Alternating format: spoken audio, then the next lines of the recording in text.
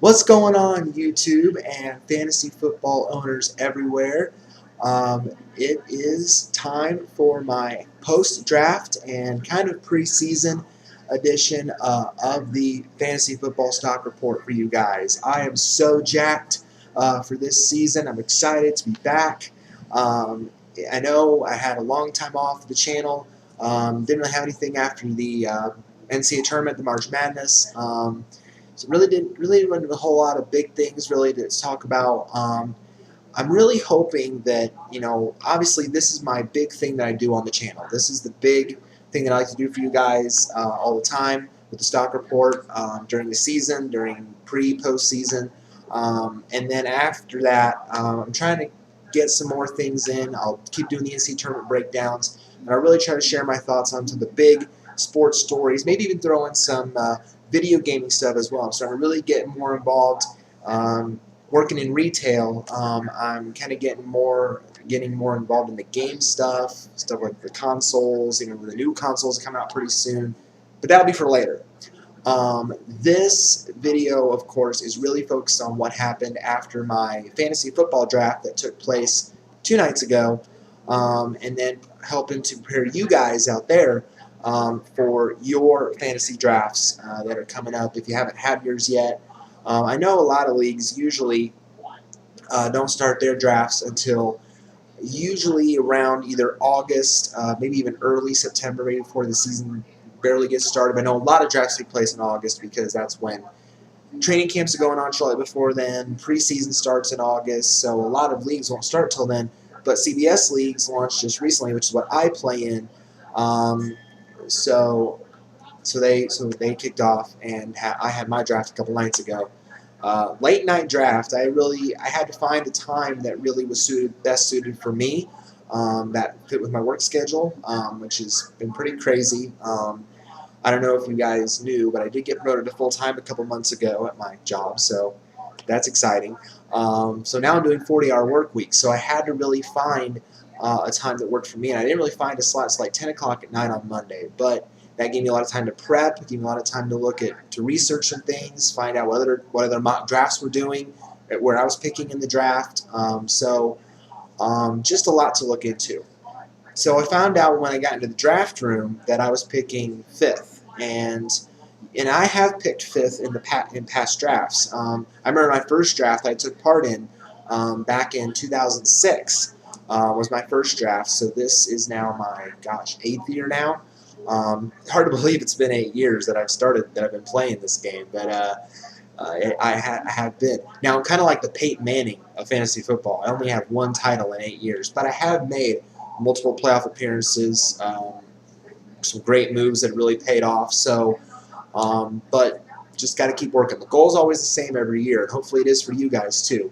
You want to win that fantasy title, and I'm going to try and help you guys along the way and lead you there again, as I have been doing it for the past couple years with this show. So, so this is where it all begins. The draft really is where it begins. It's where that journey begins. And so picking 5th, I noticed that right away it looked like a lot of people were drafting either back-to-back running backs or going running back wide receiver. That seemed to be kind of the common thing. You'll notice that in the first rounds of drafts this year, I think running backs, or at least in my draft, at least what I saw, probably the vast majority of the first round picks are going to be running backs. Running backs, the talent pool is very deep this year. There's a lot of seasoned veterans out there, but there's also a crop of good rookies coming in. Guys like Monty Ball in Denver, Le'Veon Bell in Pittsburgh. A lot of guys that I think are going to make a big impact right away with the running backs. So the class is very deep there. Quarterback is also really deep this year, so you don't need to go for a quarterback right away. I know last year when I had the #1 pick, I took Aaron Rodgers #1 because everybody said, take a quarterback early, take a quarterback early. These guys, there's not going to be very many elite guys out there. But now, with some guys evolving like Cam Newton, like Andy Dalton, like Matthew Stafford, Matt Ryan, these guys are going to fall to you in later rounds. So if you don't get an elite guy right away, like an Aaron Rodgers, like a Peyton Manning, like these elite quarterbacks, maybe even put Tom Brady still in that discussion, even though Brady's lost some of his weapons. Wes Welker now going to Denver, that makes Peyton Manning's stock even better. with the Hernandez situation. Obviously, he's been released from the team. Don't know how that's going to pan out. But, you know, Brady's still at least one of the top guys. Drew Brees is definitely in the elite category. So yeah, if you don't get one of the top guys right away, you can wait on a quarterback. You don't have to take them first round this year. In my draft, 11 of the first 12 picks in the first round, 11 out of the 12 were all running backs. The only wide receiver that should go in the first round is Calvin Johnson. He's the only guy. And I was debating. I was really torn. In the past, I have not really had an elite, and I mentioned this in the discussion on my channel. I really have not had, I've had trouble getting number one wide receivers. I've waited too long to take a wide out, and therefore my number one receiver usually stinks, is terrible. Last year, I relied on Miles Austin to be my number one guy. That was probably one of the biggest mistakes that I had ever made in fantasy, and I admit that. I'm not afraid to admit those mistakes that I made. That was a big mistake a couple years ago. I picked Julio Jones to be my number one when he was a rookie. Big mistake. He didn't really pan out, but he's come along, and I got him again this year, and I think he's going to be a really, really big-time threat. So, with that said, strategy-wise, it really depends on where you pick. That's really the big thing, and I'm sure you guys who are seasoned veterans of the game know that. But for you guys who are just starting out, the strategy really depends on where you pick and who's out there on the board. That's really what it depends on. So again, if you're picking first, I'd say if you're picking first through 6, running back is probably a real safe bet to go early. But I know Calvin Johnson went in my draft at pick number 6.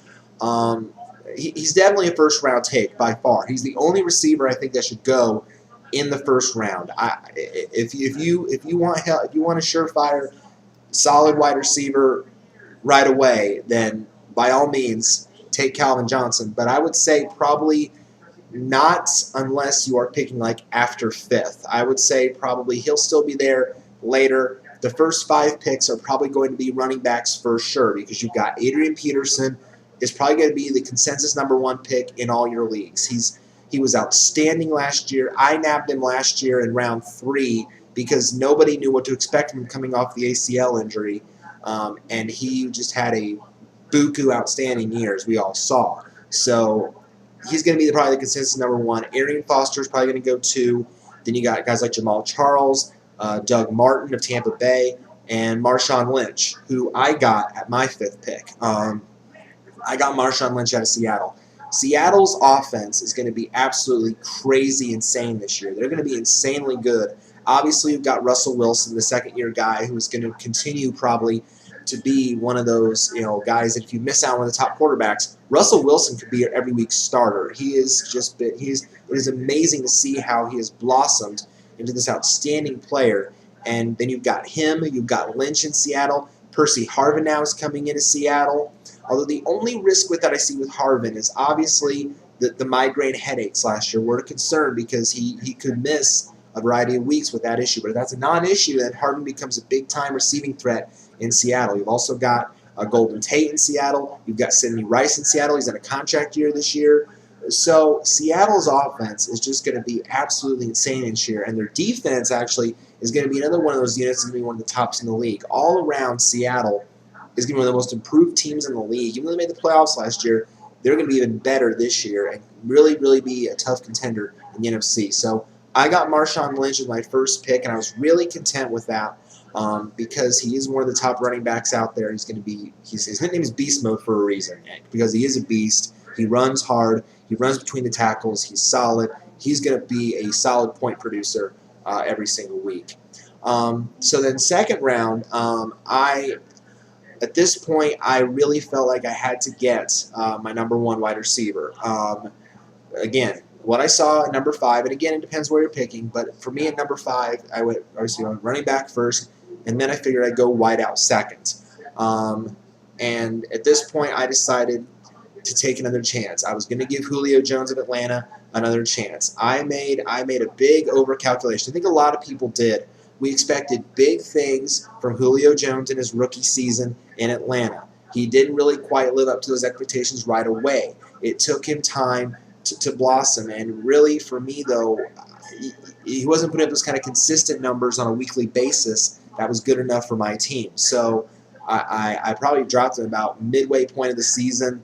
But as he's gotten better, as he's gotten more acclimated in Atlanta's offense, Matt Ryan's throwing him to him more often, getting him more involved. I think that's really a huge thing for Atlanta. Plus now Atlanta, their offense has only gotten better. Tony Gonzalez is staying for another season. They've got Steven Jackson now in the backfield, which is huge. I think he's got at least a couple more good years left in him. So Atlanta's offense is just going to be as sizzling as Seattle's offense is. And they showed last year that really they're not just confined to playing well in the Georgia Dome. They've gotten better on the road. So for me to get Julio Jones at second round as my top guy, I'm pretty happy with that. And then I had to obviously, and I haven't done this in the past. And my best friend, who I kind of run things with, we kind of co-run the team. I'm obviously the main guy because I have the internet access. He doesn't. But we kind of co-run, make decisions together. He really suggested kind of a new strategy that I hadn't tried in the past. When I tended to draft in the past, I was looking more at just individual production. But he then suggested to me this year, okay, we want our roster this year to be as stacked as possible. We want our roster to be, loaded with guys that can get us points from like multiple points on possessions. So, if we get a receiver or if we get, our quarterback, we want a guy from the same team. So he really wanted. Now the downside to that, the risk that you take though if you do that though, is the bye weeks, because then you have a lot of guys that are filling up a lot of your bye weeks. And then you got to scramble to the wire to get replacements. But I think in the long term this is only going to pay off. So Matt Ryan was available there for me in round 3. Like I said, you could wait on a quarterback this year. You don't have to immediately go after Aaron Rodgers or Peyton Manning. You can if you want to. That's fine. But if you miss out on the elite guys, if they don't fall in your lap, if Rodgers or Manning or Breeze or Brady don't fall to you, and when you wait, that's okay. There are guys out there in a couple later rounds that are still good enough that can be point producing on a consistent basis every week. And Matt Ryan, I think, is definitely one of those guys. He's gotten better and better every year in Atlanta. Atlanta's offense, I think, is really, really going to be good this year. So I was very happy when I got Jones and Ryan back-to-back in rounds 2 and 3. I think those two are going to be involved a lot of the time in some high-scoring games. The NFC really solid this year. So I was very content with taking those two back-to-back. Then round 4, I figured at this point, now that I had a running back starter, a quarterback starter, wide receiver starter, at this point, and again, at this point, then you also got to look at tight end. Now, at this point for me also, I had kind of missed out on the elite tight ends. They'd already come off the board. Gronkowski, Jimmy Graham, those guys, Gonzalez, they'd already come off the board at this point. Now, in round 4, though, I wasn't going to focus on tight end yet. I wanted to get my number 2 running back solid because, again, running backs are going to score a lot of points for your team. So I wanted to get a solid number 2 running back in place with this 4th round pick. And I got a guy that I am really, really high on this year. And again, normally in the past, I've not had success with rookies. But I think this one that I'm about to tell you guys that I got in round 4, I think is going to be an exception to the rule. And that's Monty Ball out of Denver. Look, I live in Big Ten country, and I watched this kid play at Wisconsin, and oh my gosh, you want a runner that works hard all the time, that pounds his way between the tackles, that can just break up. This guy had 77 touchdowns in college. I'm going to say that again. 77, okay? He has a nose for the end zone.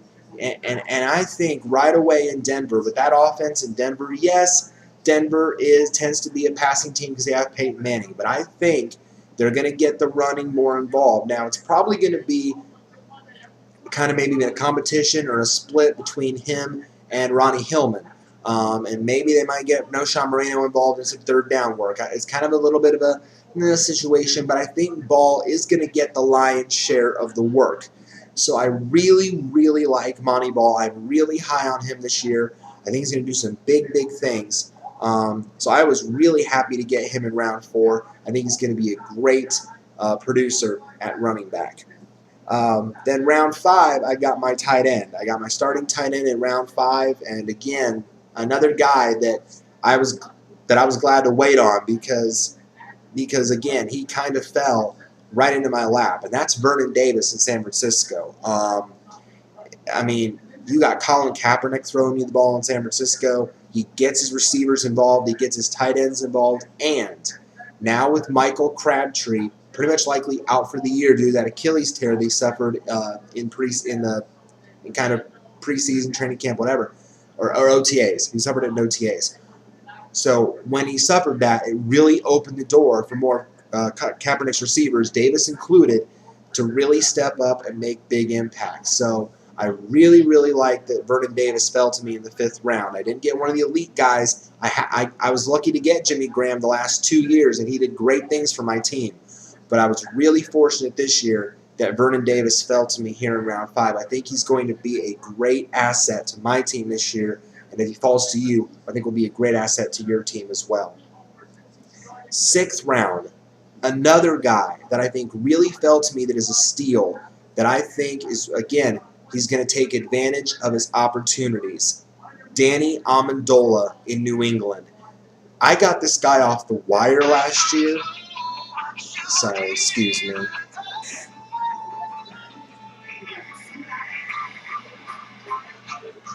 I'm not answering that call. It's going to hit a number I don't know.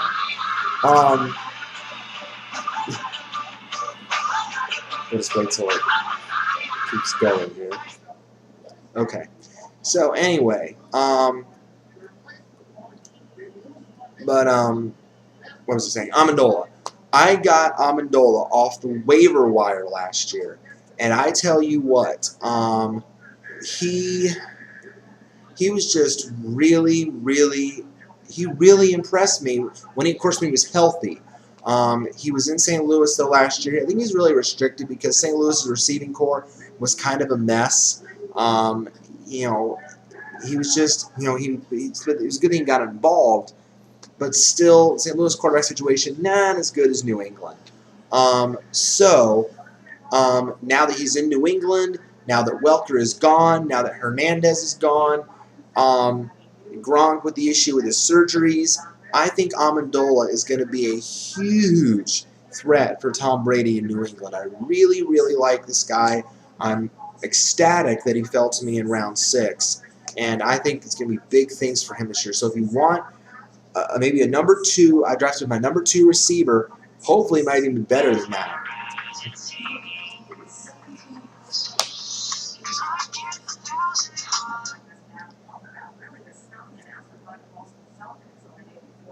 I don't know what that number is. But yeah, Danny Amendola, really, really like him. I think he's going to be great this year.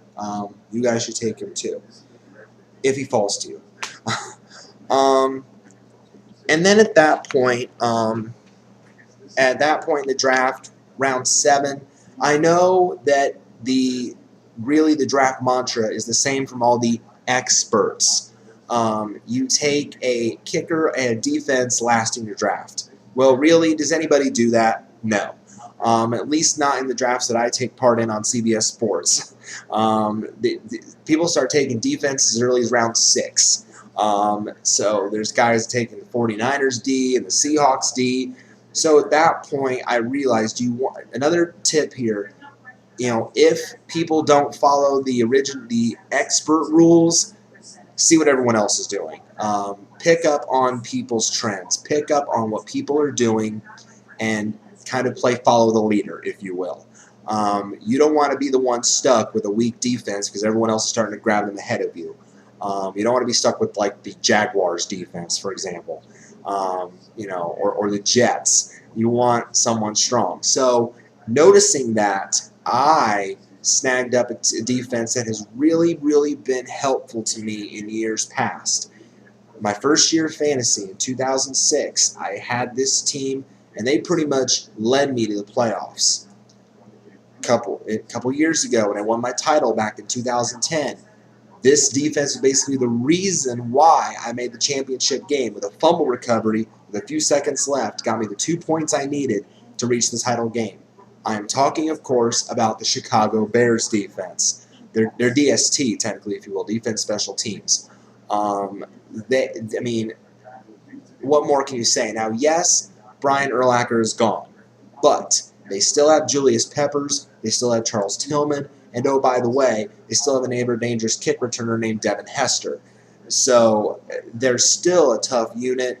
Yes, they have a new coach there, but I still think they're not going to tweak with anything too much. I was just so ecstatic to see them still on the board at that point for me in round 7. So I was again, like I mentioned in the discussion, this is probably the happiest I've been about a draft of mine in at least a couple years since I won the title in 2010. That draft was very solid then. I had a solid draft in 2008. In the last 2 years, I kind of had my concerns about some of the guys that I felt like I was stuck with because I didn't really, follow a good strategy. But now I was really happy with some of the guys that fell to me. So I was happy with that. I was happy in round 8 getting Joe Flacco as my backup. I mean, say what you want. I mean, obviously the critics are out there, but say what you want. Is he starter on an every week basis? No, but he did win a Super Bowl last year. He still has good weapons on the offense. He's got Ray Rice to dump off passes to potentially. He's got a long threat in Torrey Smith and and Jacoby Jones. So he's got the weapons. The weapons are Dennis Pitta at tight end. I mean, he's at least a decent number 2. I mean, he's not, like I say, I'm not expecting him to start every week. It's what I drafted Matt Ryan for. But I think he's good enough to be a quality backup guy for the weeks maybe Ryan has a tough matchup or Flacco's got a better one, whatever. He's a solid number 2 to have. So I was happy to get Joe Flacco. I completed the Atlanta trifecta. I can't believe I did. When kickers started coming off at that point before that, someone took like Gostkowski of New England in round 8. So I got Matt Bryant from Atlanta in round 9. So I was happy for that. And then the rest of my guys real quick, because I know you guys want me. My gosh, I'm popular tonight, aren't I? For more ways than one.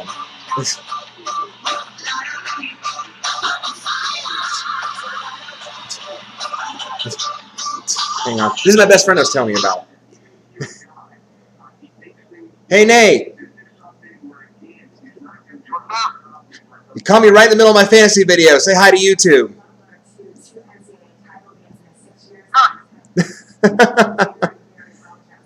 My co-owner, everybody. My co-owner to YouTube right here on the phone right now.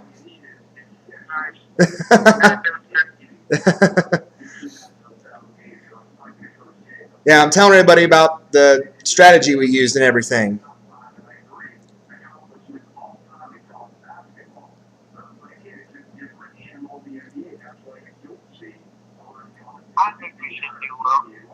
Yeah, I agree. That's what I was telling him. I was happy with the team that we have, and so considering the fact some of the guys that fell to us, Yeah, we were lucky. We were lucky to get a few of them.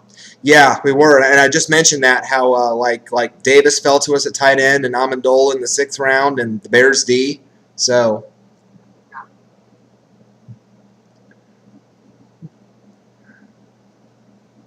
How long more do you have? Well, I was going to share that, and then I was going to kind of talk a bit about the position. So I'll give you a call back when I'm done, okay? Yeah. All right. Talk to you in a little bit. Yep. All right.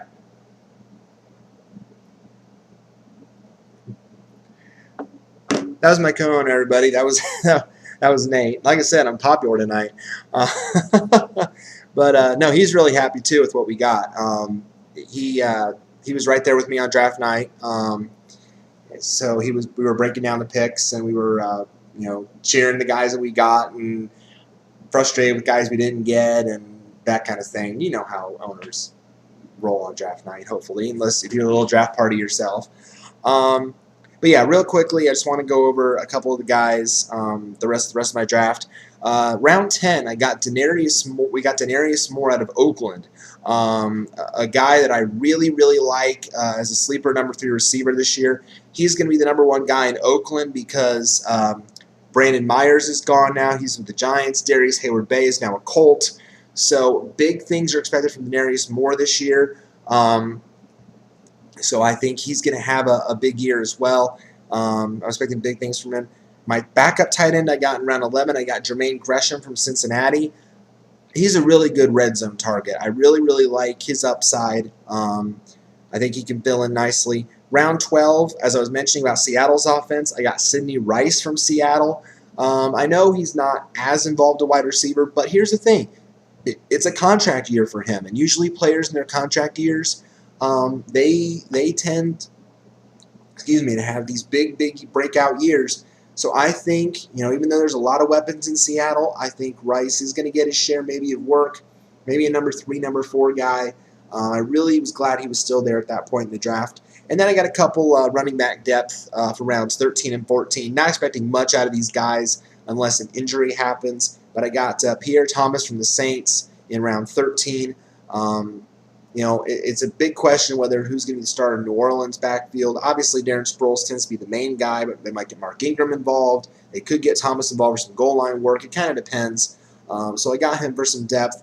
And in round 14, I got Ben Tate out of Houston. Again, just mostly for depth purposes. But so those 2 guys could be potentially cut for waiver guys later as the season goes on. Depends on what happens with Arian Foster. He's starting to get maybe a little bit injury prone a little bit. Tate is trying to take advantage of his opportunities. They want to get Tate more involved in the offense.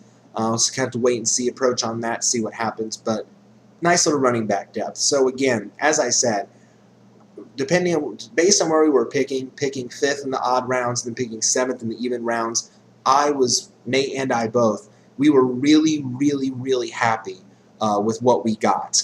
We were very satisfied and very ecstatic. And then we looked at our competition's roster boards, and I gotta say, it's stacked rosters across the board. That's how deep the talent pool is this year, guys and girls, all that play fantasy. Because it is literally, the talent pool is deep in a lot of different positions. So, yeah, it is just absolutely crazy that the talent pool is just so deep this year that there's going to be a lot of stacked rosters out there. So this league that I'm in this year is going to be competitive. It's going to be fun. It's going to be really tense. There's going to be some close games, matchups, I think, from week to week. So I am really looking forward to my league this year. I just can't wait for it to get started. I'm jacked. I really am. I don't know if you guys can tell, but I'm really jacked, and I honestly can't wait.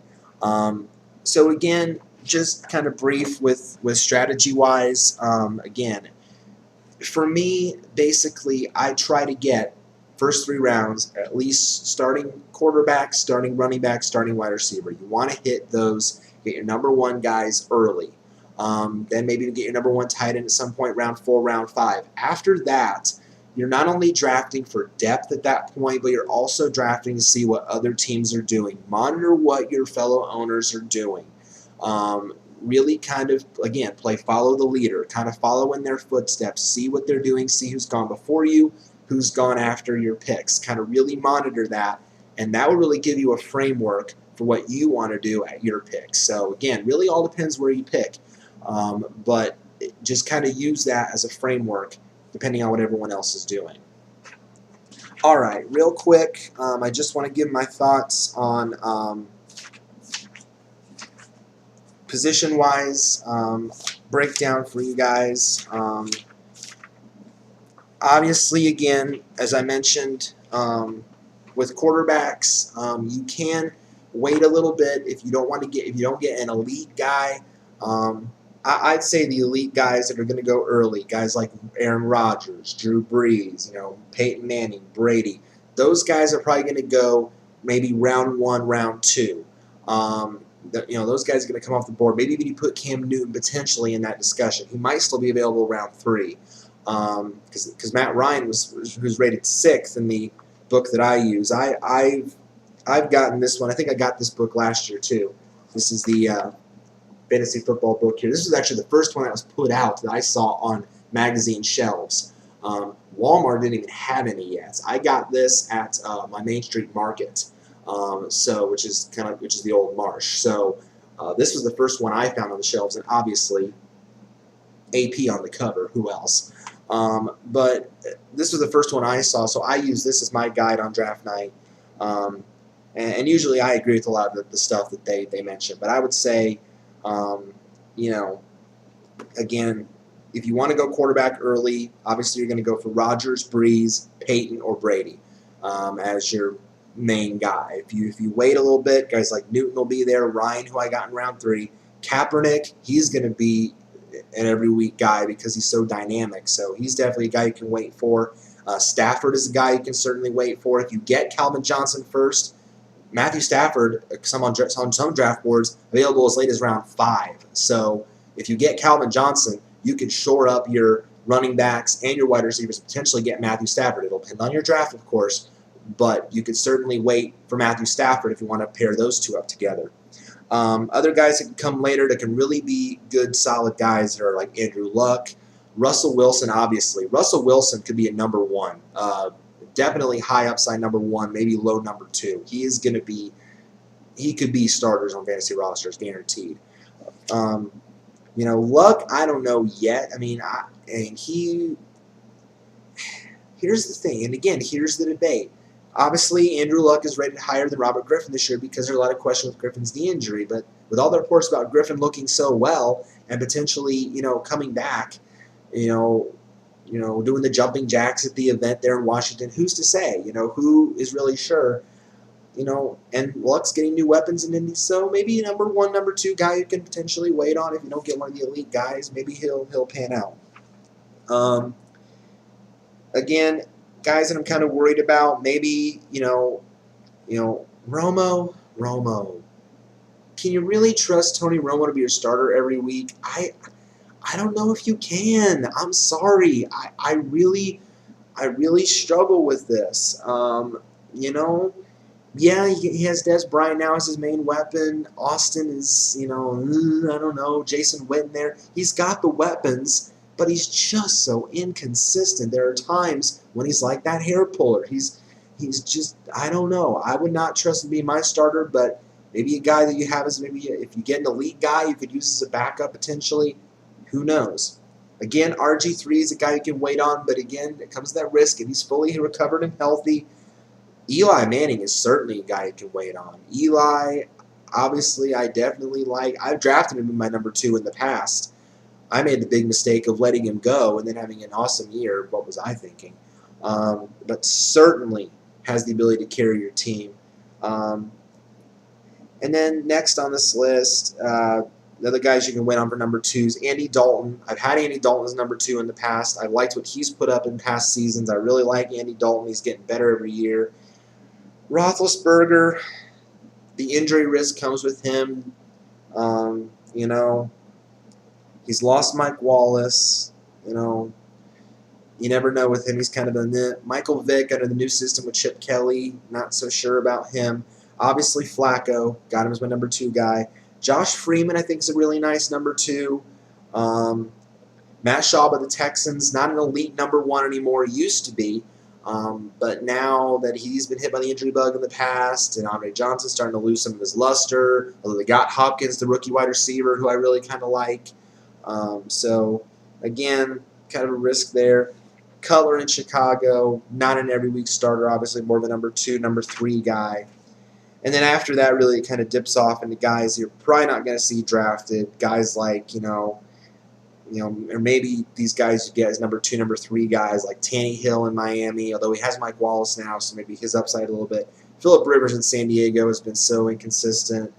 Palmer in Arizona might have a breakout, but it's kind of a wait-and-see thing with him. Bradford in St. Louis.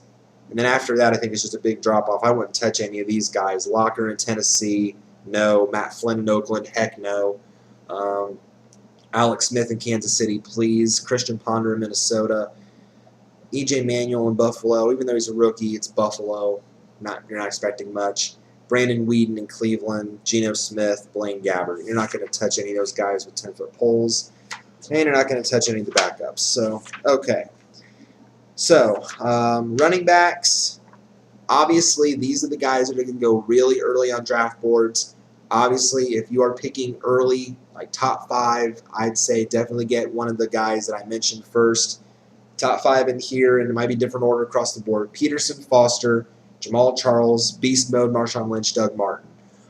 Doug Martin, by the way, was one of the breakout stars of last year. I drafted Doug Martin, and I was really kind of leadery because, again, rookie guys. I got Doug Martin I think in round 3 or 4 last year. And I tell you what, again, I drafted Monty Ball round 4 this year, and he just went off last year as an amazing player. And his upside higher than ever before. So I think, if you have a top 5 pick, definitely think draft one of those 5 guys with your first round choice. So obviously those guys are going to be gone early. Trent Richardson in Cleveland. A lot of people, and I don't know who's saying it, but a lot of people around the media were saying, Trent Richardson is injury prone. Well, yeah, he was in college, but, but he said that's complete baloney, BS, it's nothing, he's fine. He's still going to be a solid producer. What other offense do they have in Cleveland? I mean, really, seriously. And no, it's not Brandon Weeden. What other offense do they have? Josh Gordon is suspended for the first few games. They're not going to have really any other offensive weapons besides Trent Richardson. He's a safe pick. Don't be afraid to draft Trent Richardson. LaShawn McCoy in Philly is a safe pick. He's going to be an early back that goes. Obviously, Ray Rice in Baltimore is going to be off the board early. C.J. Spiller in Buffalo. Again, it's Buffalo. I mean, that's really the risk you take when you're drafting Bills guys. Yes, he's a nice running back. The problem is he really hasn't had a big opportunity to really shine. Now, last year he did have over 1,000 yards for the first time in his career, and that was nice. But again, it's just because it's Buffalo, and that's the risk you take. So be wary on him. Alfred Morris of the Redskins, really like this guy. This was a breakout guy last year. Think about it. He was a 6th round draft pick. 6th. Same round that Tom Brady was drafted in. Out of Florida Atlantic. And the Redskins, we know what Mike Shanahan has done in the past with running backs. We don't know who it's going to be. And finally, he found a guy that is entrenched in the number 1 starting position. Really like Alfred Morris. If he falls to you, it's a steal for you. I think he's going to be another one of those guys that really comes off early. Then at this point, so those guys are going to come off early. Then at this point, you're looking at more like number 2 guys for your team. Matt Forte in Chicago. Question marks. Maybe a borderline 1, but kind of still shaky. Jones-Drew in Jacksonville. Again, his surroundings. It's Jacksonville. It's kind of like, and I hate to use this reference. If there are any Jaguars fans on my channel, I apologize.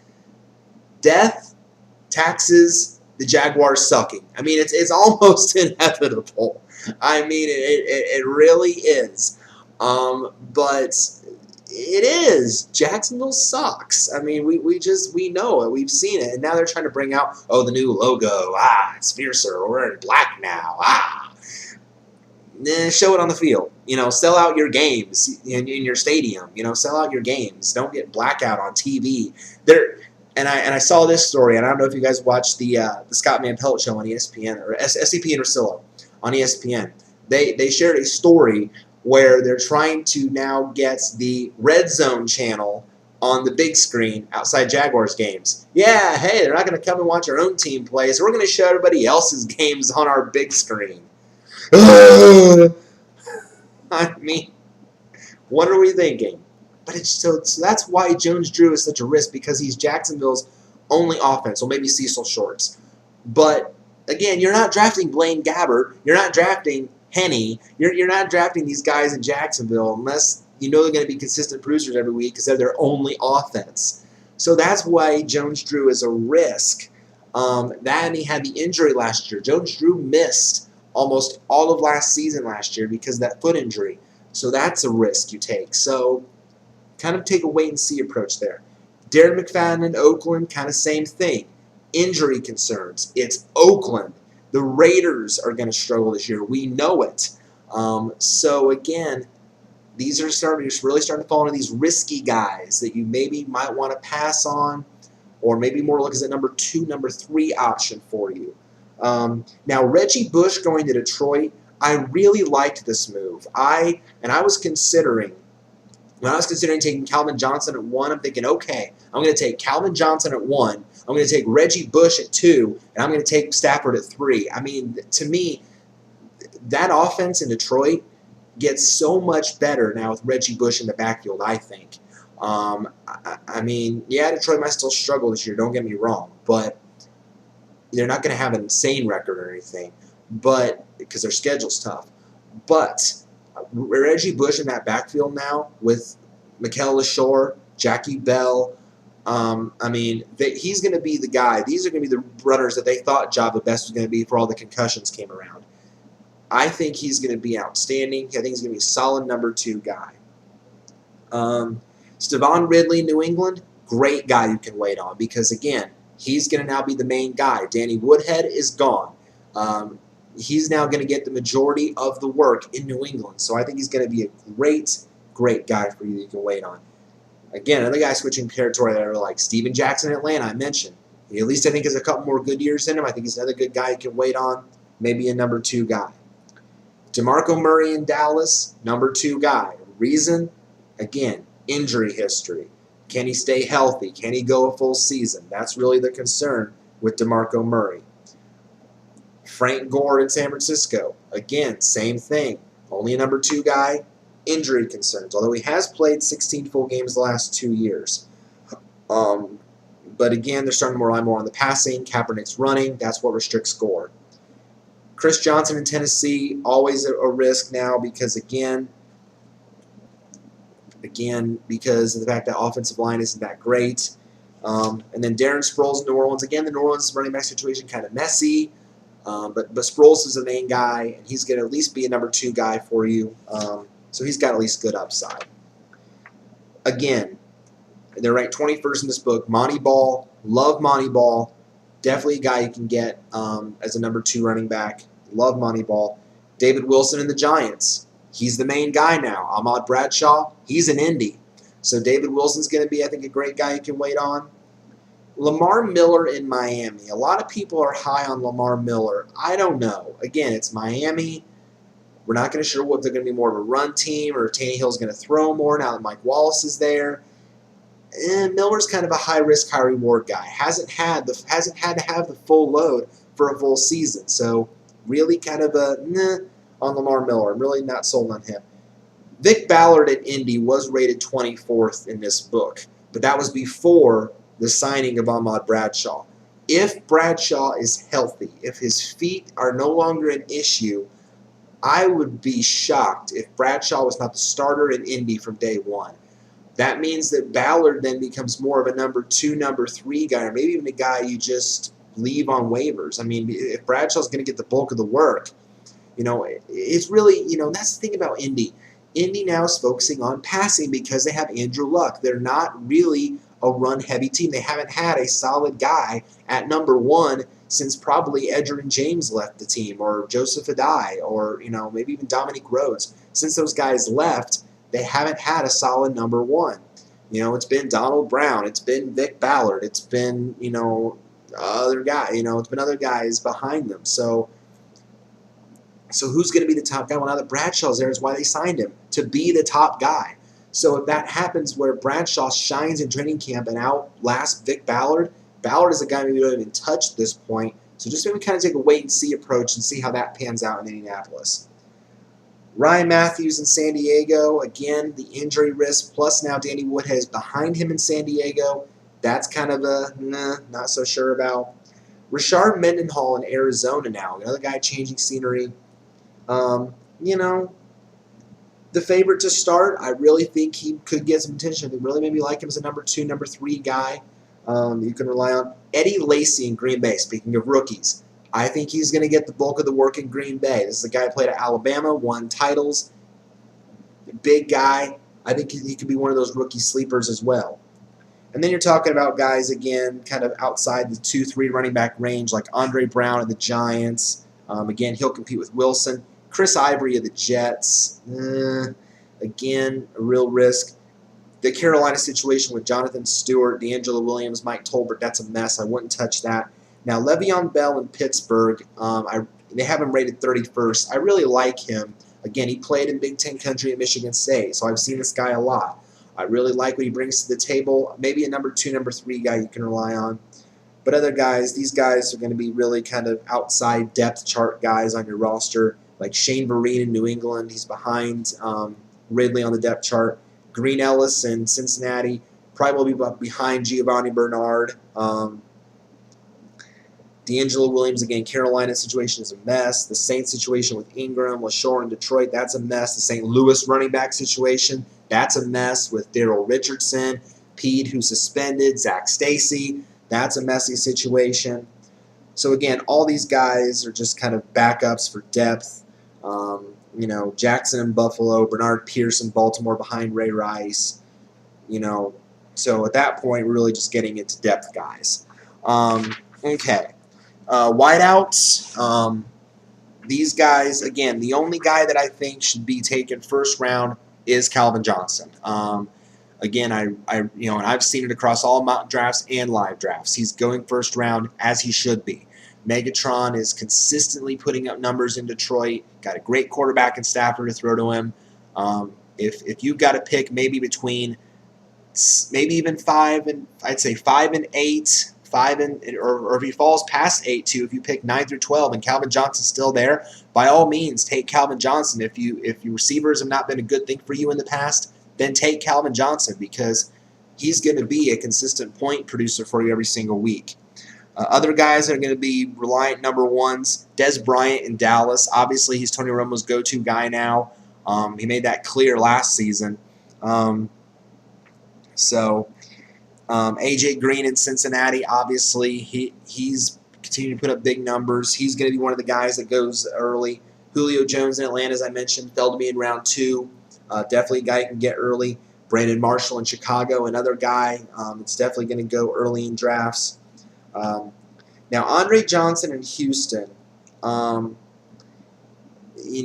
the thing with him is his injury concerns. Granted, he's still the top guy in Houston, but they did draft DeAndre Hopkins this year. So it'll be interesting to see what his role is going to be with Johnson there. But again, I still think he's going to put up decent numbers for you. Demaryius Thomas in Denver obviously is going to be a top guy for your team.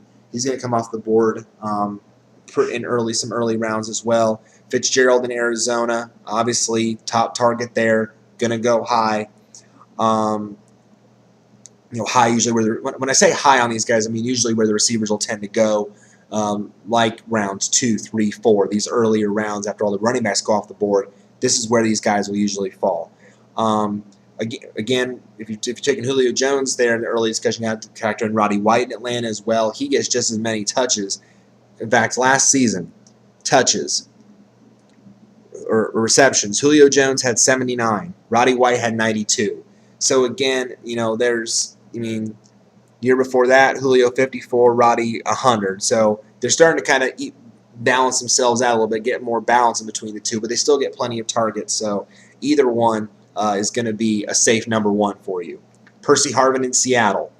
As I mentioned, yes, he's going to be the top receiving threat in Seattle.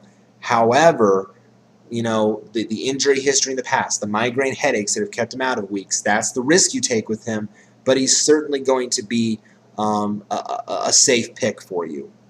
Now, a guy in the book who was ranked 11th is Michael Crabtree. But again, Crabtree is likely out for the year with that Achilles tear, so he's a guy now you probably just want to leave on waivers. Whether he comes back, if he comes back, but it's unlikely he's going to, so he'll probably stay on waivers the rest of the year. Victor Cruz in the Giants obviously is a very safe pick for you. Vincent Jackson in Tampa Bay. I drafted. No, I didn't draft him. I take it back. I drafted him when he was in San Diego. I got Mike Williams as a late pick last year, his backup last year, because and he still put up decent numbers. But Vincent Jackson is the main threat now in Tampa Bay. He's Josh Freeman's main guy. So again, I think he's a very safe 1 to 2 pick.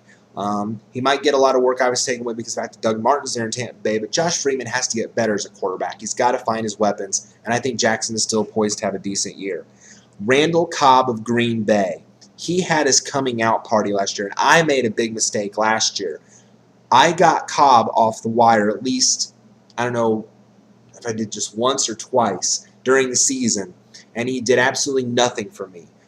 I should have waited. I should have been more patient. I should have waited for him to really get his opportunities in that Green Bay offense because he completely broke out after that after I released him, and I'm thinking to myself, dang it, I should have waited.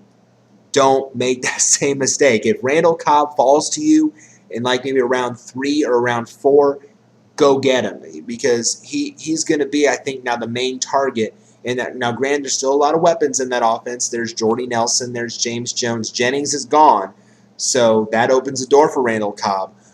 But there's still all those targets there.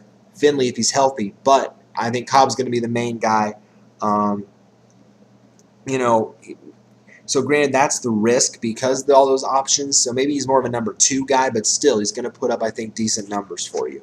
So now we're starting to get into those guys, these number 2 guys that will definitely put up decent numbers, like a Wes Welker in Denver. The only problem, though, with Welker, again, is because of the fact there's so many receiving options in Denver as well. There's, it's kind of the same situation was in New England at the time. There's Demaryius Thomas. There's Eric Decker. There's Tammy at tight end. So, again, there's kind of the risk there that you take with Welker. But, again, I think he's going to be a decent producer, number 2 guy. Reggie Wayne in Indy, solid number 2 guy. He's going to have competition from T.Y. Hilton and Darius Hayward-Bay this year, but I think Wayne's still a solid producer. Again, Eric Decker, next guy. James Jones in Green Bay. All these guys are getting more involved in the offense every single week. Marcus Colston in New Orleans is a consistent number 2 guy. Hakeem Nicks in New York. Only if he can stay healthy, but a consistent number 2 guy. Again, Jordy Nelson in Green Bay. Pierre Garçon of the Redskins, I think will be a consistent number 2 guy. I got him off the wire last year, and he was probably my wire pickup of the year because he started putting up these amazing stats showing after he was fully healthy last year that he did some really nice things. So I was very impressed with Pierre Garçon. Again, Greg Jennings in Minnesota, I think still a number 2 guy. And again, I mentioned Danny Amendola. You can definitely draft this guy to be a safe number 2 for you. He's going to put up big things, I think, in New England. Torrey Smith in Baltimore, same thing. Strong number 2 guy. Dwayne Bowe in Kansas City. The only reason he's dropped so far is because it's Kansas City. But Alex Smith is his quarterback now. That's a big quarterback upgrade. Still, I think, a solid number 2 guy. Cecil Shorts in Jacksonville. The only reason he's held back is because, again, it's Jacksonville. But the guy puts up numbers. He's the most consistent receiving threat they've got. I think potential number 2, number 3 guy. And again, so now we're really starting to fall into those number 2, number 3 kind of guys. Denario Alexander of San Diego. I got him off the wire last year. He broke out and had a strong year. Tavon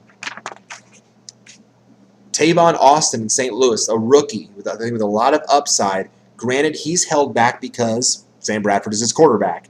But I think he's going to have a potential, maybe some potential big games this year in St. Louis, depending on the schedule, but potential number 2, number 3 guy. Antonio Brown in Pittsburgh. I drafted this guy last year by number 2 receiver, thinking he'd have a breakout year. That didn't quite work out. So I'm really kind of holding back on Antonio Brown this year, more of a number 3 guy, because, again, he was just he didn't get the targets last year. That or he dropped the targets, so kind of a tough thing for him. Steve Smith in Carolina. Yes, he puts up yards. He doesn't really put up a lot of touchdowns, though, because Cam Newton, his running ability, spreads the ball around a lot to some of his other guys, like Brandon LaFell, like his tight ends. So that's why he's more of a number 3 guy. T.Y. Hilton in Indy is going to get more involved. Solid, maybe number 2, number 3 guy. And then, again, you're looking at guys for depth. Stevie Johnson in Buffalo. Again, it's Buffalo. He's really going to be held back this year. Mike Wallace in Miami. Jeremy Maclin. Josh Gordon, don't draft right now because he's suspended. Wait for him to get past suspension. Again, I mentioned Mike Williams of Tampa Bay. Denarius Moore of Oakland, I drafted him my number 3 guy. I really like him. A lot of things expected out of him. Deshaun Jackson, Lance Moore. I had to decide between Denarius Moore and Lance Moore. I'd rather have a number 1 solid guy than a guy who's like buried 3rd on the depth chart. Yeah, no. Because he's clearly behind Colston and Graham, clearly. Kenny Britt, Tennessee. Again, it's Tennessee, and that's really the risk you take there. Anquan Bolden, again, more of a number 3 guy. And then again, you're getting guys for depth. The next one's on the list. Alshon Jeffrey in Chicago. I think he can break out at some point. I think he's very close. I'm not trusting Brandon LaFell again. Sorry, I couldn't do it. I drafted him last year thinking he was going to break out in my number 4 receiver. That never panned out, never happened. I don't expect it this year. Sorry. Justin Blackman, he's going to miss the first 4 games of the suspension this year. Could be better when he comes back. We'll see what happens. And again, these guys are for depth. Santonio Holmes, Miles Austin was disappointing last year. Michael Floyd in Arizona, Brian Hartline, Malcolm Floyd, Kendall Wright. Now DeAndre Hopkins, rookie out of Clemson. We'll see what happens with him. Again, Chris Gibbons at St. Louis, Nate Burleson, Cordarrelle Patterson, Sidney Rice, Greg Little. These guys you're really getting for depth. Reuben Randall, the Giants. Robert Woods, the rookie in Buffalo. But again, it's Buffalo. Golden Tate. Jacoby Jones. Mohamed Sanu. These guys are really for depth purposes also. All right, real quick. I'm really not going to talk about kickers and D here because they're not really the big scoring positions. With those positions, obviously, they tend to be later in your draft. But with kickers, you just want to get really a big name, well-known guy that has big legs, that is in a good offense, mind you. And with defenses and special teams, you want, strong against run and pass in all areas together, and good special teams, guys that can make interceptions, guys that can make plays. Now, if you have questions about kickers and D, by all means, feel free to post them either in the video or on the channel. If I get some time, I will definitely try to answer as many as I can. You guys know that.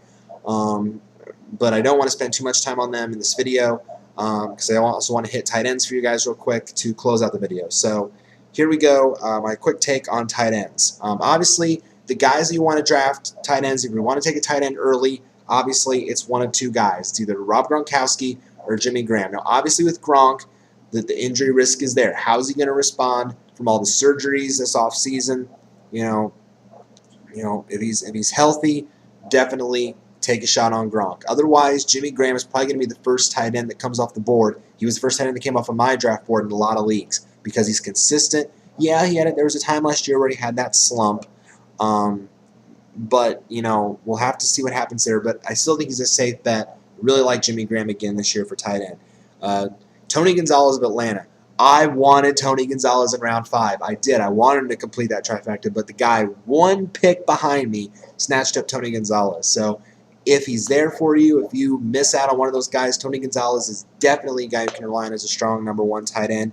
Jason Witten in Dallas is another example, very consistent producing tight end. Aaron Hernandez was going to be until, well, that thing happened that we all know about, so he is no more. Dennis Pitta in Baltimore, obviously, another, I think, guy that's consistent, number 1, number 2 option. Vernon Davis in San Francisco, like I said, he fell to me in round 5. If you missed out on one of the top guys, I think he's a guy you can rely on. Antonio Gates in San Diego, getting up there in age. He's 33 now, but again, he still puts up the numbers. I think more of a 1-2 guy. Greg Olsen in Carolina gets his share of looks, so he should be a nice choice for you. Kyle Rudolph in Minnesota. The only problem with Rudolph is he was so inconsistent. We talked about him last year, how he was a hair puller at times, and then other times he'd have these great weeks. I predicted he'd have awesome weeks, and then he sucked. I predicted that he had bad weeks, and then he went off. So I jinxed him. It's like, it was like a game, the Kyle Rudolph game. So who's to say? Who's to say what Kyle Rudolph's going to do this year? I see him as more of a number 2 guy myself. Martellus Bennett in Chicago, kind of a high risk, high reward guy. Again, Jermaine Gresham in Cincinnati, I have him as my number 2 guy. Jared Cook in St. Louis, again, these guys now are more number 2s. There's not really a lot of number 1 tight ends out there. That's the thing about tight end, more of a number 2. Brandon Pettigrew in Detroit, same thing.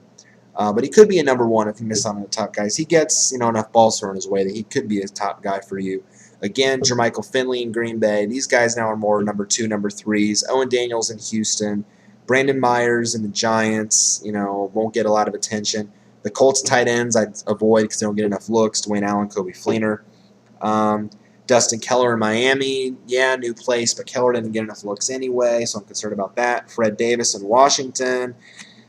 Injury risk, not developing a really good rapport with RG3. Tough situation there. And, yeah, that's pretty much it. The rest, guys, are just really for depth purposes. So, okay, that is it. So that's my thoughts on my draft and my strategy and stuff at each of the major 4 positions for you guys. And I even got a cameo call-in from my co-owner, so that was really nice, I guess. If you guys have any other questions, please feel free to share them either on the video or on my channel. Again, I will try to get to as many as I can to help you guys out this season to prepare for your fantasy drafts. Like I said at the beginning, this is where it really starts. This is where the journey to a fantasy championship begins. You start out now, and then after the draft, you evaluate who you've got, who your opponents have, and then you go through training camp and see what happens in training camp. See if any changes need to be made, and then bam, you go at it in week 1. So again, so good luck to you guys in all your fantasy drafts. I hope you guys get who you want, and maybe some steals fall to you guys too. Just go after it. Make it fun. That's what fantasy football is supposed to be. It's supposed to be fun. It's a fun game. If it's your first time playing this year, I guarantee you're going to have a blast because it's another way to experience football. It's a fun way to experience it. So, and with that, take care, guys. Good luck to you, and we'll see you next time on the Fantasy Football Stock Report.